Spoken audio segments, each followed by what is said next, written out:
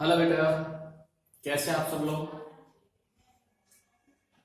Next lecture हम start करते हैं यूनिट एंड डायमेंशंस का। ठीक है, इससे पहले लेक्चर में हमने डायमेंशनल फॉर्मूले जो थे वो हमने स्टडी किए थे। तो जितने भी क्वांटिटीज हमारे पास, फिजिकल क्वांटिटीज, जितने भी फिजिकल क्वांटिटीज हमारे पास, सभी के हम डायमेंशनल फॉर्मूले निकालते हैं। ठीक है, उसके बाद आते हैं कि कितने टाइप की डायमेंशनल क्वांटिटी होती है। देखो यहाँ पे, तो टाइप्स ऑफ डायमेंशनल क्वांटिटी। ठीक है, तो सबसे पहले होते हैं डायमेंशनल वेरिएबल। हमने चार कैटेगरी में डिवाइड कर रखा है। जितने भी क्वांटिटीज हमारे पास डायमेंशनल क्वांटिटी आती हैं उनको चार कैटेगरीज में डिवाइड कर रखा है। सबसे पहला होता है डायमेंशनल वेरिएबल। Dimensional variable. दूसरे नंबर पे बेटा डायमेंशनल कांस्टेंट। Dimensional constant. तीसरे नंबर की जो क्वांटिटीज है उनको बोलते हैं डायमेंशन लेस वेरिएबल। और लास्ट में हमने एक और कैटेगरी लास्ट की डायमेंशन लेस कांस्टेंट। इन चार कैटेगरी में डिवाइड कर रखा है। जितने भी हमारे पास डायमेंशनल फॉर्मूले आते हैं उनको इन चार कैटेगरीज में डिवाइड कर रखा है। तो सबसे पहले हमारे पास डायमेंशनल वेरिएबल। तो इसके नाम से पता चल रहा है कि डायमेंशनल वेरिएबल वो क्वांटिटीज जिनका डायमेंशनल फॉर्मूला भी है, जिनके पास डायमेंशंस भी होती हैं और जिनकी वैल्यू वेरिएबल होती है, फिक्स नहीं होती। देखो ये फर्स्ट देखो डायमेंशनल वेरिएबल। तो डायमेंशनल वेरिएबल का मतलब है वो क्वांटिटी जिसका डायमेंशनल फॉर्मूला भी होता है और जिनकी वैल्यू क्या होती है, वेरिएबल होती है। Those quantities which has dimensional formula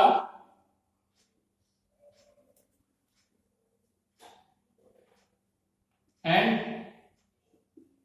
their value is not fixed और वेरिएबल। ये भी बोल सकते हैं कि उनकी वैल्यू कैसी है, वेरिएबल है, फिक्स नहीं है, कुछ भी वैल्यू हो सकती है। फॉर एग्जांपल फोर्स हो गया, वेलोसिटी हो गई, डिस्प्लेसमेंट हो गया, ठीक है, मोमेंटम हो गया, ठीक है, वर्क हो गया, बहुत सारी क्वांटिटी हम लिख सकते हैं। अब देखो इसका डायमेंशनल फॉर्मूला होता है फोर्स का, सभी ने पढ़ा है क्या होता है फोर्स का dimensional formula, m1 l1 t-2 dimensional formula होता है। लेकिन फोर्स की वैल्यू फिक्स नहीं होती, कहीं पे कितनी फोर्स लग रही है, मतलब वैल्यू अलग अलग जगह पे अलग अलग फोर्स लग सकती है। ठीक है, इसी तरह से वेलोसिटी हो गया। तो वो क्वांटिटीज इसके नाम से भी याद कर सकते हैं डायमेंशन, जिसके पास डायमेंशन हो लेकिन वैल्यू उनकी वेरिएबल, वैल्यू उनकी क्या हो, वेरिएबल। तो ऐसी क्वांटिटी को क्या बोलते हैं, डायमेंशनल वेरिएबल। क्या बोलते हैं, डायमेंशनल वेरिएबल। दूसरे नंबर पे हम चले तो ये डायमेंशनल वेरिएबल हो गया। दूसरे नंबर पे जो हमारे पास आती है डायमेंशनल कांस्टेंट। डायमेंशनल कांस्टेंट देखो, डायमेंशनल कांस्टेंट। डायमेंशनल कांस्टेंट का मतलब ये है कि वो क्वांटिटीज जिनका डायमेंशनल फॉर्मूला तो हो लेकिन वैल्यू क्या, कांस्टेंट, which possess dimensions या डायमेंशनल फॉर्मूला एक ही बात होती है, and their value is constant। Constant का मतलब फिक्स हो, जैसे कि for example gravitational constant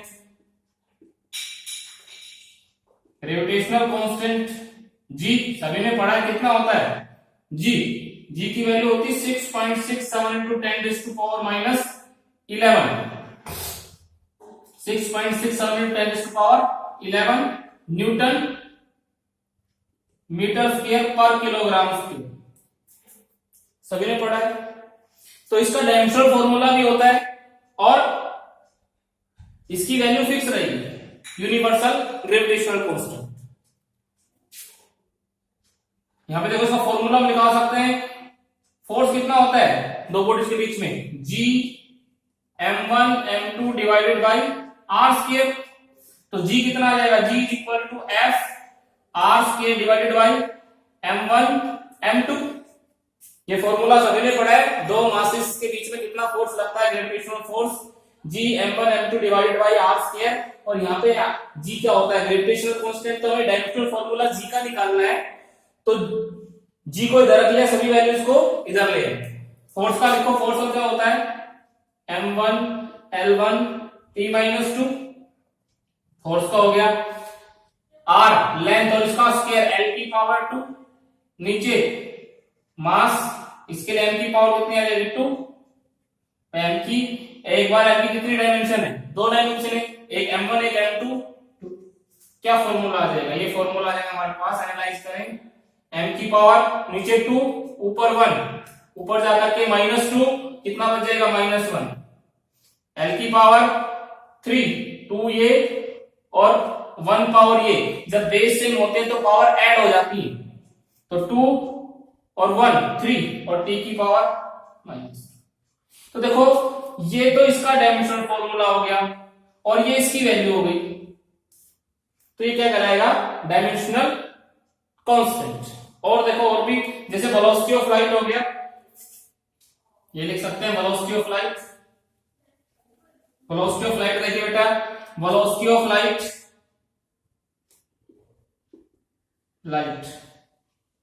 in vacuum सभी ने पढ़ रखा सी कितना होता है 3 into 10 raised to power 8 metre पर सेकंड होता है कि नहीं होता सभी को पता है। अब इसकी वैल्यू फिक्स्ड है। डायमेंशनल फॉर्मूला भी होता है सी वेलोसिटी ऑफ लाइट है। लाइट का क्या होता है वेलोसिटी का क्या होता है L1 T-1 और वैल्यू सी का फॉर्मूला भी वैल्यू फिक्स है। तो ये क्या हो गया डायमेंशनल कांस्टेंट। जैसे इसी तरह से हमारे पास प्लैंक्स कांस्टेंट होता है प्लैंक्स कांस्टेंट आगे पढ़ोगे Planck's constant 6.6 10 to the power minus 34 second is equal to h nu होता है। ठीक है is equal to h nu और यहां से h क्या होता है प्लैंक्स कांस्टेंट। ये फॉर्मूला होता है h is equal to e by nu और न्यू जो होता है 1 बाई टी। फ्रीक्वेंसी जो होती है फ्रीक्वेंसी होती है 1 बाई टी। तो 1 बाई टी करेंगे तो क्या आ जाएगा e इंटू टी। अब इसका डायमेंशनल फॉर्मूला हम निकाल सकते हैं क्या आ जाएगा एनर्जी का क्या होता है m1 L2 T-2 और t के लिए t की डायमेंशन 1। तो यहां पे देखो क्या आ जाएगा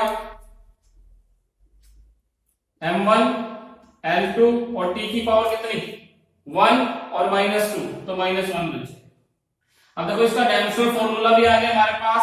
इसकी वैल्यू भी आ गई कांस्टेंट की वैल्यू फिक्स होती है डायमेंशनल फॉर्मूला होता है। तो ये डायमेंशनल कांस्टेंट होगा। इससे आगे देखो डायमेंशन लेस। अब आगे की तो क्वांटिटी उनमें लेस है dimension less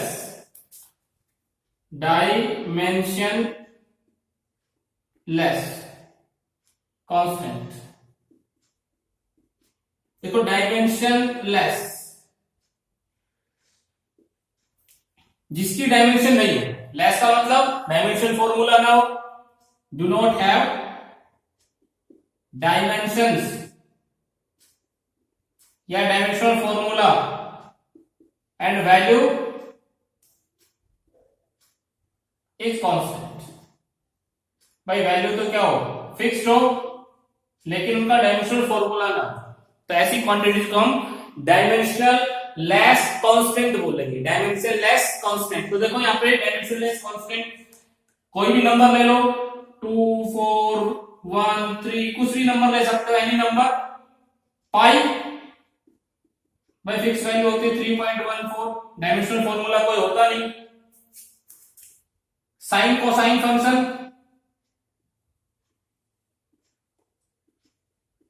trigonometric cos theta निकालो, इसका कोई डायमेंशनल फॉर्मूला नहीं आएगा। साइन थीटा कोई डायमेंशनल फॉर्मूला नहीं आएगा। टेन थीटा कोई डायमेंशनल फॉर्मूला नहीं आएगा।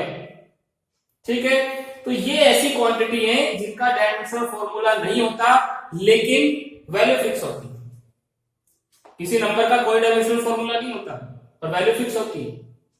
ठीक है, तो डायमेंशन लेस का मतलब जिसकी डायमेंशन ना हो। इसी तरह से डायमेंशन वेरिएबल, तो वेरिएबल लिखेंगे तो वेरिएबल का मतलब जिसकी वैल्यू फिक्स ना हो, वेरिएबल। ठीक है,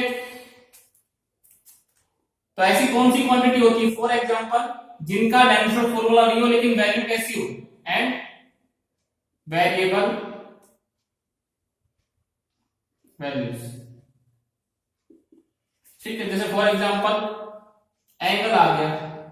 अब एंगल कोई फिक्स थोड़ी होता है भाई, दो लाइन के बीच में कितना भी एंगल हो सकता है, 10 डिग्री 20 डिग्री, ऐसा नहीं कि फिक्स वैल्यू होती है, एक पर्टिकुलर वैल्यू होती है। तो angle arc length upon radius होता है कि नहीं होता, आर्क लेंथ अपॉन रेडियस, ऊपर भी लेंथ नीचे भी लेंथ, तो क्या फॉर्मूला आ जाएगा, m0 l0 t0, कोई डायमेंशन नहीं, ना m की है ना l की है ना t की है, तो क्या हो गया डायमेंशन। इसी तरह से स्ट्रेन हो गया,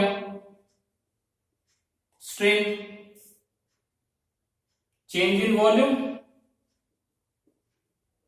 या change in configuration upon original volume.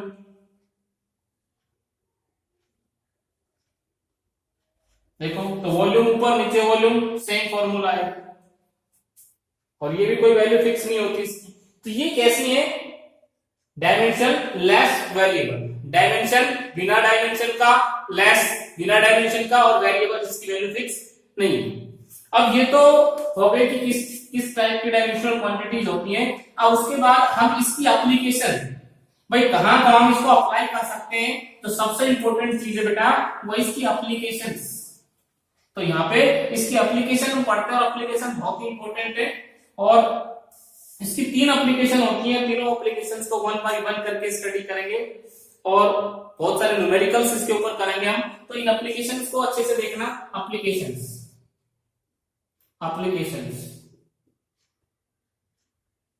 Of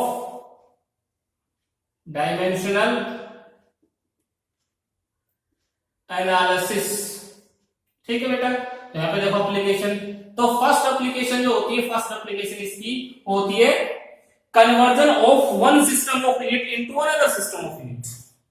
तो लिखते हैं conversion of one system of unit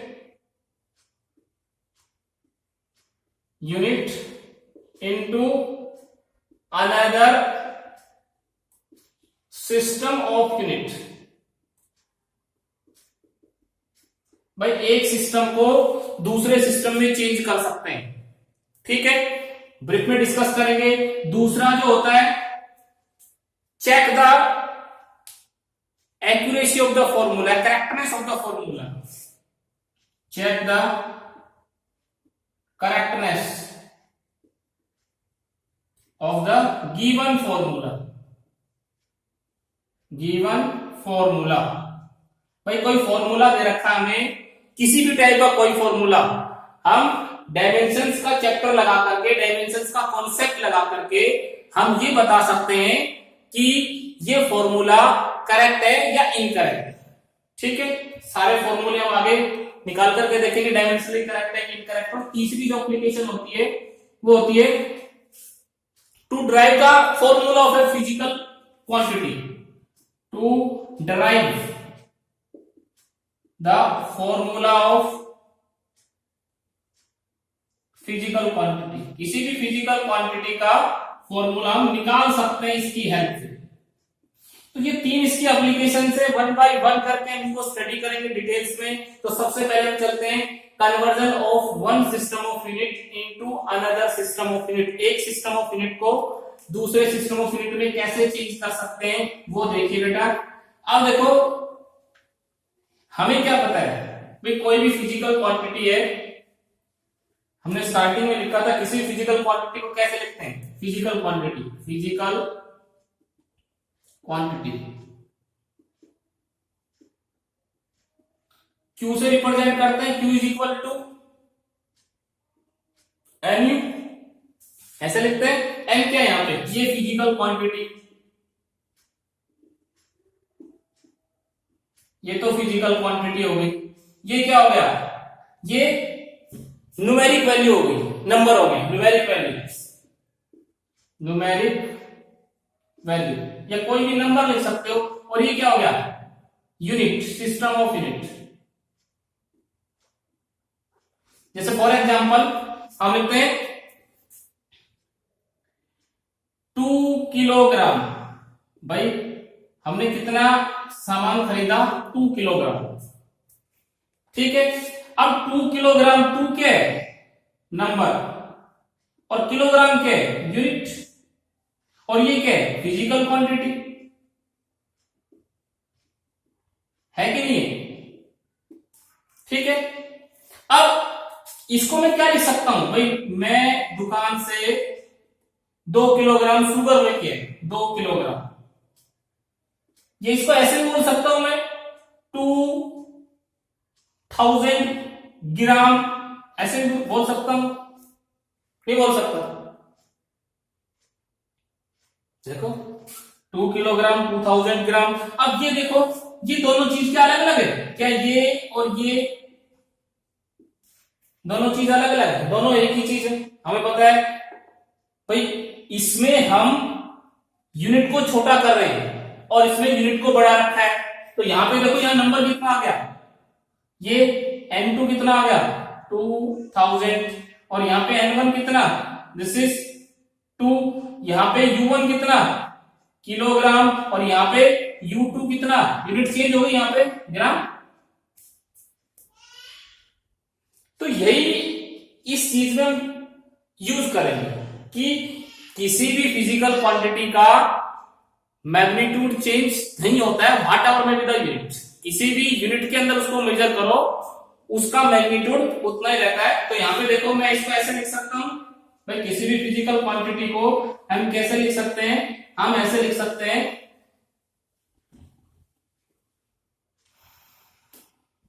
the magnitude of a physical quantity does never change whatever may be the unit of measurement, ठीक है। अब इसको हम क्या लिख सकते हैं, Q is equal to N1, U1 is equal to N2, U2, ऐसे लिख सकता हूं मैं, N1, N3, U3, N4, U4 अलग अलग सिस्टम के अंदर, लेकिन Q तो क्या सेम रहेगा सभी में। जो अमाउंट है, मैग्नीट्यूड का मतलब होता है quantity of matter which it contain, उसमें पदार्थ की जो मात्रा है वो सेम रहेगी, वो चेंज होने वाली थोड़ी है। तो यहां से देखो अब मैं एक सिस्टम को दूसरे सिस्टम में चेंज करना चाहता हूं भाई, मान लो हमारे पास 5 मीटर है और किसी ने कहा फुट में चेंज करके दिखाओ, भाई 5 मीटर को फुट में चेंज करना है। तो मीटर क्या है, एक सिस्टम में यूनिट है, फीट क्या है, लेंथ की दूसरे सिस्टम में यूनिट है। तो हो गया कि नहीं हो गया चेंज एक सिस्टम से दूसरे सिस्टम में। तो यहां इस फॉर्मूले की हेल्प से हम चेंज करेंगे कि एक सिस्टम में हमें वैल्यू पता होगी और दूसरे सिस्टम में वैल्यू चेंज करनी। तो यहां से हम क्या लिख सकते हैं, N2 इज इक्वल टू क्या लिख सकते हैं, N2 is equal to N1 U1 divided by U।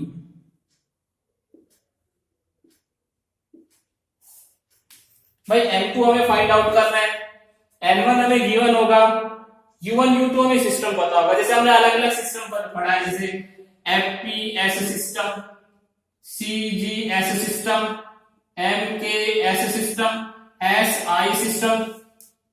एक सिस्टम को दूसरे में चेंज करो, इसको इसमें चेंज करो या इसको इसमें चेंज करो, किसी में से किसी को चेंज करने के लिए बोल सकता है, तो हम यहां इसकी हेल्प से चेंज कर सकते हैं। अब मान लो एक सिस्टम में यूनिट है फिजिकल क्वांटिटी की, कोई भी फिजिकल क्वांटिटी है, U1 is equal to M1 L1 T1 ABC। अब यहां पे क्या लिख दिया, M1 L1 T1 क्या है बेटा, M1 मास, लेंथ और टाइम की यूनिट्स है एक सिस्टम में, पहले वाले सिस्टम में। जैसे भाई मान लो हमने लिख दिया 5 किलोग्राम और इसको लिख दिया हमने 5000 ग्राम, तो ये एक सिस्टम में यूनिट है किलोग्राम, ये दूसरे सिस्टम में, इसमें मास ही है तो मास क्या है मास है, तो एक को हमने लिख दिया स्पीड है हमारे पास, स्पीड का डायमेंशनल फॉर्मूला L1 T-1 होता है। अब देखो स्पीड में लेंथ और टाइम दोनों आते हैं, एक में हमने मापा 5 किलोमीटर पर आवर, इसको मीटर पर सेकंड में चेंज कर, तो यहां पे देखो मास को लेंथ को किसमें माप रहे हैं, किलोमीटर के अंदर, हमें चेंज किसमें करना है, मीटर के अंदर, इसमें हावर के अंदर टाइम को चेंज किसमें करना है, सेकंड में। ठीक है, तो ये एक सिस्टम में यूनिट है, ये दूसरे सिस्टम में यूनिट है। तो यहां पे देखो, यहां हम क्या लिख सकते हैं बेटा, U1 को मास की लेंथ L की L के लिए L1, लेंथ के लिए L1, टाइम के लिए T1, ABC क्या है, और U2 क्या लिख सकते हैं, U2 हम लिख सकते हैं M2 L2 T2 ABC। अब सर ABC क्या है, तो बेटा ABC जो है वो डायमेंशंस है, ये चीज क्या होती है, ये डायमेंशन होती है, हमने पढ़ा है क्या होती है, ये चीज डायमेंशन होती है, और डायमेंशन चेंज नहीं होती। तो हमने स्पीड को एक सिस्टम किलोमीटर पर आवर, इसको मीटर पर सेकंड में चेंज करना है, किसमें चेंज करना है, मीटर पर सेकंड में चेंज करना है। अब यहां पे देखो L1 T-1 होता है, अब ये भी स्पीड और ये भी स्पीड, फिजिकल क्वांटिटी तो एक ही, डायमेंशन दोनों में सेम आएगी, ए बी सी की वैल्यू इस सिस्टम में भी सेम रहेगी और इस सिस्टम में भी सेम रहेगी, ये वैल्यू चेंज नहीं होने वाली, ए बी सी, इसमें भी ए बी सी, क्योंकि डायमेंशन चेंज नहीं होगी।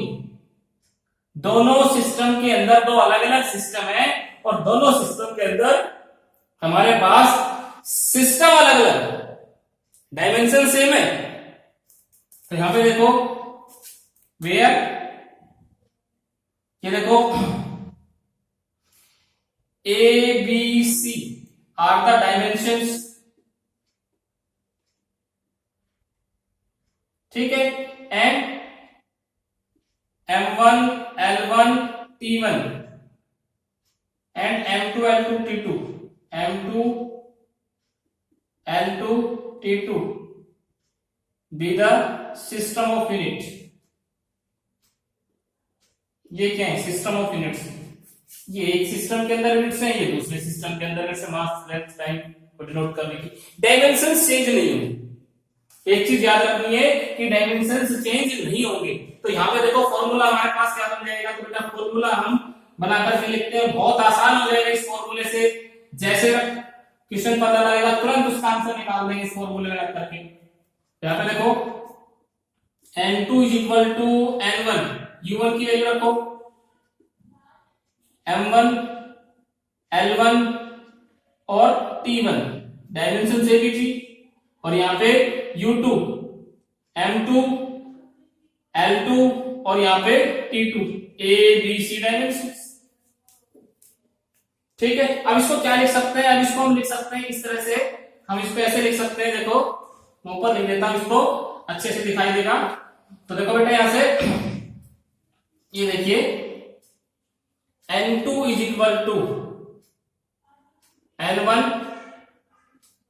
M1 अपॉन M2, इसकी पावर A लिख सकता हूं, M1 M2 और दोनों की पावर A, तो दोनों को एक साथ लिखे पावर A, L1 L2 इसकी पावर B और T1 T2 इसकी पावर। तो ये हमारे पास एक फॉर्मूला आ गया जिससे हम एक सिस्टम से किसी क्वांटिटी को दूसरे सिस्टम में चेंज कर सकते हैं। This is the formula to convert one system of unit into another system of unit. ठीक है, और एबीसी यहाँ पे क्या है, डायमेंशंस है, उस फिजिकल क्वांटिटी की डायमेंशंस है। तो यहाँ पे देखिए एक क्वेश्चन करते हैं, क्वेश्चन कन्वर्ट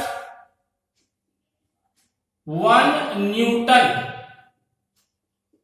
इनटू डायन। एक न्यूटन को डायन में चेंज करना है। ठीक है, अब न्यूटन किसकी, अब तुम्हें ये पता होना चाहिए कि न्यूटन किसकी यूनिट होती है, फोर्स की, और डायन भी किसकी यूनिट होती है, फोर्स की। दोनों किसकी यूनिट होती है, फोर्स की। तो हमें किस फिजिकल क्वांटिटी हमारे पास क्या है, फोर्स। हमें फोर्स को न्यूटन को किसमें चेंज करना है, डायन में चेंज करना है। न्यूटन को डायन में चेंज करना है। अब देखो न्यूटन जो होता है वो फोर्स की यूनिट एसआई सिस्टम में होती है। जैसे जैसे आगे बढ़ेंगे तब पता लगेगा, ठीक है, प्रैक्टिस से पता लगेगा कि ये किसमें होती है, एसआई सिस्टम में। और डायन जो होती है वो होती है सीजीएस सिस्टम में। अब एक्चुअली में चेंज क्या कर रहे हैं, एसआई को सीजीएस में चेंज करना है, एसआई को सीजीएस में चेंज करना है। 1 न्यूटन को डायन में चेंज करना है, 1 न्यूटन को डायन में। तो सबसे जरूरी चीज हमें ये पता होना चाहिए कि न्यूटन किसकी यूनिट होती है, फोर्स की। तो फोर्स को यहां से लिख लो, फिजिकल क्वांटिटी हमारे पास क्या, फोर्स। एक न्यूटन को डायन में चेंज करना होता है, एसआई सिस्टम को सीजीएस सिस्टम में चेंज करना है, एसआई को सीजीएस में चेंज करना है। तो यहां पे देखो सबसे पहले तुम्हें फोर्स का डायमेंशनल फॉर्मूला पता होना चाहिए। तो फोर्स का डायमेंशनल फॉर्मूला देखो, फोर्स का लिखता हूं M1 L1 T-2 सभी को आता है बेटा, M1 L1 T-2। ठीक है, अब यहां पे देखो जो फॉर्मूला है N1 कितना दे रखा है, N1 is equal to 1 newton. भाई न्यूमेरिक वैल्यू नंबर कितना दे रखा है, कितने न्यूटन को चेंज करना है, 1। तो N1 की वैल्यू कितनी आ गई, 1 आ गई। N2 निकालना है, भाई हमें दे रखा है 1 न्यूटन, डायन में चेंज करो। अब ये तो यहां पे 1 है, यहाँ N2 कितना है वो निकालना।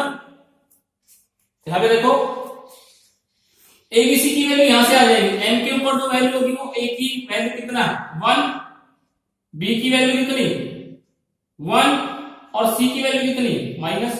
तो एबीसी की वैल्यू आ गई हमारे पास। किसको किसमें चेंज करना है, this is SI system, this is CGS system. SI system में M1 L1 T1 M2 L2 T2। मास की यूनिट क्या होती है एसआई सिस्टम में बेटा, सभी को पता है किलोग्राम। लेंथ की क्या होती है मीटर, और टाइम की क्या होती है सेकंड, सभी ने पढ़ रखा है। सीजीएस में मास की ग्राम, ठीक है, लेंथ की सेंटीमीटर, टाइम की सेकंड। सारी वैल्यूज आ गई, निकाल सकते हैं, फॉर्मूले में रखो। तो यहां पे देखो फॉर्मूला रखो N2 is equal to N1 कितना, N1 1। देखो बेटा N1 यहां से 1 रख दिया मैंने। अब देखो यहाँ पे M1 by M2, तो M1 कितना किलोग्राम, ये कितना ग्राम, और इसकी पावर ए कितना, ए की वैल्यू यहां से 1। L1 अपॉन L2, L1 कितना, L1 हमारे पास 1 मीटर, L2 1 सेंटीमीटर, इसकी पावर बी कितना, यहां से देखो 1, यहां कितना 1 सेकेंड, T1 T2 भी कितना 1 सेकेंड, इसकी पावर माइनस। ठीक है, अब बेटा इसमें क्या करना है हमें कि यहां से देखो किलोग्राम को ग्राम में चेंज कर लो, मीटर को सेंटीमीटर में चेंज कर लो, सेकंड से सेकंड कट जाएगा, ये कट गया। N2 इज इक्वल टू कितना है हमारे पास 1 किलोग्राम में 1000 ग्राम होते डिवाइडेड बाय ग्राम सॉरी, इसकी पावर 1, ग्राम से ग्राम को काट दिया। यहां पे देखो 1 मीटर में कितने 100 सेंटीमीटर, नीचे कितना 1 सेंटीमीटर, इसकी पावर भी 1, कट गया सेंटीमीटर से जब सिस्टम एक में चेंज करके काटना है, और यहाँ पे कितना 1 और इसकी पावर -2, तो 1 की पावर कितनी भी हो 1 आएगा। अब देखो n2 कितना आ गया, n2 हमारे पास आ गया 10⁻3, 1 2 3 मल्टीप्लाई बाई 10⁻, कितना 2 और 10⁻5, तो n2 कितना आया 10⁻5। हम क्या लिख सकते हैं 1 newton is equal to 10⁻5 dyne. 1 newton जो होता है वो 10⁻5 डाइन के बराबर होता है। ठीक है, जैसे 1 किलोग्राम 1000 ग्राम के बराबर होता है, तो 1 न्यूटन फोर्स भी उतना ही होता है, और 10⁻5 डाइन फोर्स भी उतना ही होता है। ठीक है बेटा, इसी तरह से हम अलग अलग सिस्टम को अलग अलग सिस्टम में चेंज कर सकते हैं। ऐसे एक और करते हैं, कन्वर्ट 1 जूल इनटू अर्थ। यहां पे लिख सकते हैं convert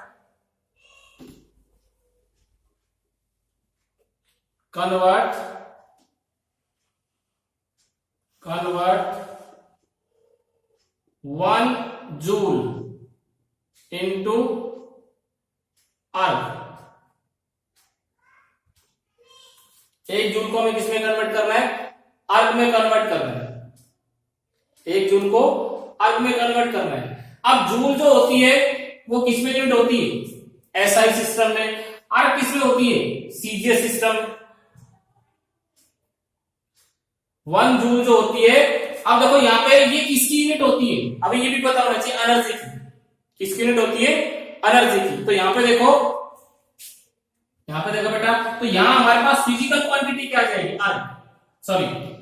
energy. Both are the units of energy. ये जो होती है ये सीजीएस सिस्टम में होती है, ये जो होती है ये एसआई सिस्टम में, ये सीजीएस में, ये एसआई में। ठीक है, अब देखो यहां पे यानी कि 1 जूल को अर्ग में कन्वर्ट करना है, तो यहां से देखो एसआई सिस्टम को सीजीएस सिस्टम में चेंज करना है, सेम वैसे ही। अब यहां पे डायमेंशनल फार्मूला चेंज हो जाएगा एनर्जी का। एनर्जी का डायमेंशनल फार्मूला क्या होता है, सभी को पता है, m1 L2T-2। तो यहां b की जगह कितना आ जाएगा, 2 आ जाएगा। तो b की वैल्यू कितनी आ जाएगी